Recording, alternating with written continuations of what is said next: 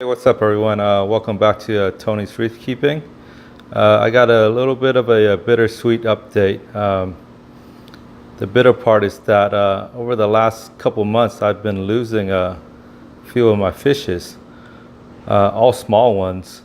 I don't know if that makes any difference or not, but it first started with my neon blue goby. That was about actually maybe 3 months ago. I didn't think anything of it, but just recently, about a month ago, I lost my red-headed goby. He used to live in this rock structure and would swim out, poke its head out, but I would always see it around here. And that was about a month ago. I haven't noticed it coming out anymore, so I just assume he's a goner. And about 2 weeks ago, I lost my Elfriki firefish. That was one of my favorite fishes. And the very next day, after he disappeared, my red firefish disappeared.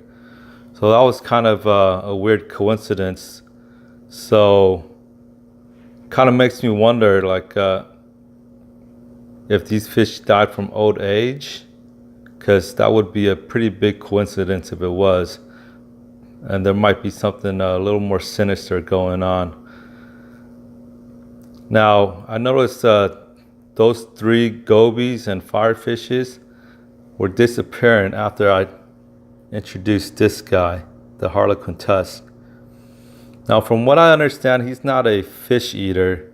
He's more of an invert predator, like shrimps, snails, and crabs. Although this guy's been pretty good with my snails and hermit crabs. He hasn't touched any. So I was wondering if this guy went rogue. If you know if they're a fish eater or not, just go ahead and correct me in the comment section, but I'm pretty sure he's not.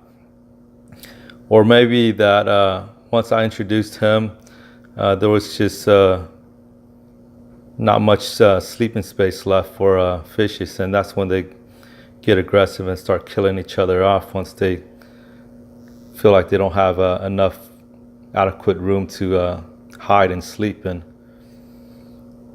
But also another bitter part about this update is that I'm getting aptasia popping up. Let me see if I could zoom in on one here. There's one. It's a few more. It's another one right there. And I got a whole cluster back there. Now I started this tank with dry rock, and I only added one piece of live rock, which is this guy here. And he's aptasia free. But the thing is with this rock, the one that has all the aptasia, it's the only one that I didn't clean, meaning I didn't bleach it or give it like an acid wash and bathe it in the sun or anything like that. I just threw it in after the tank was already cycled.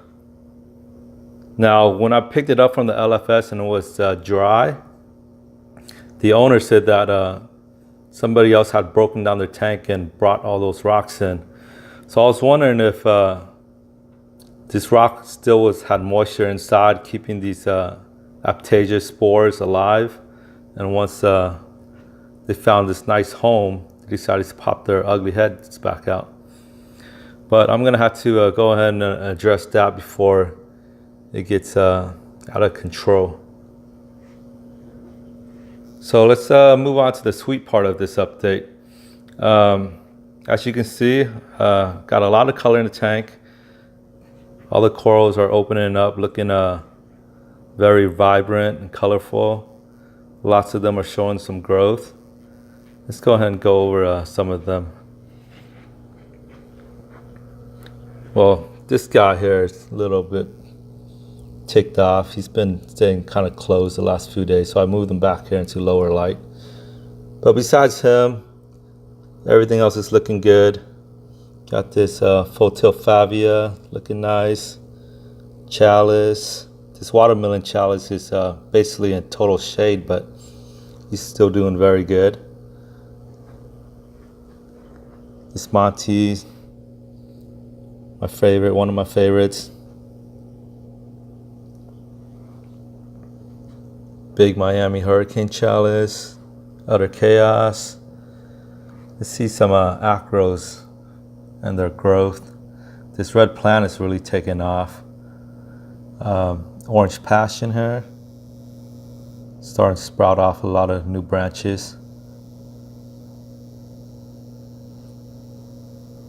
This green goblin Anacropora grows like a weed.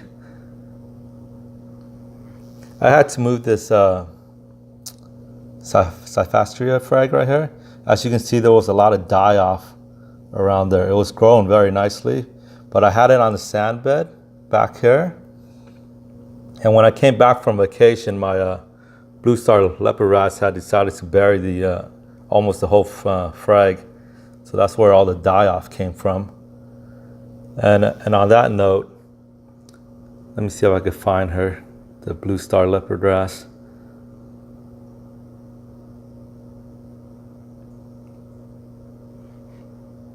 Well, anyways, for a while there, she was dusting a lot of my corals daily, and I would have to clean them off 3 or 4 times a day.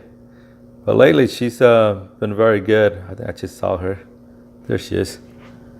And she hasn't been doing that lately, so happy about that.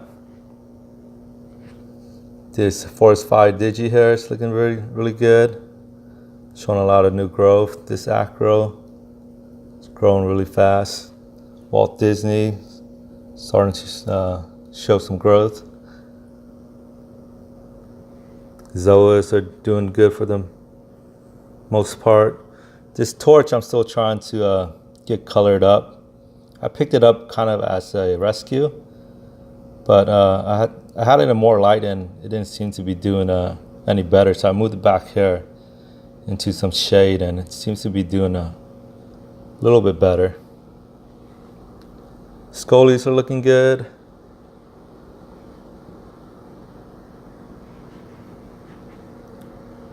This Millie's been growing really fast. This Millie's starting to grow too. Has a little new branch right there. Yeah, frag racks are full. It's just too lazy to find room for any of them. Got some nice ones on this frag rack. I'd probably try to find room for them sometime this week. This Grafted Monty's looking good. This Vivid Rainbow Delight right here, it's been brown for the longest time and wasn't showing any growth. But as you can see there, the tip is finally starting to show some new growth and color up a little bit, but still really browned out.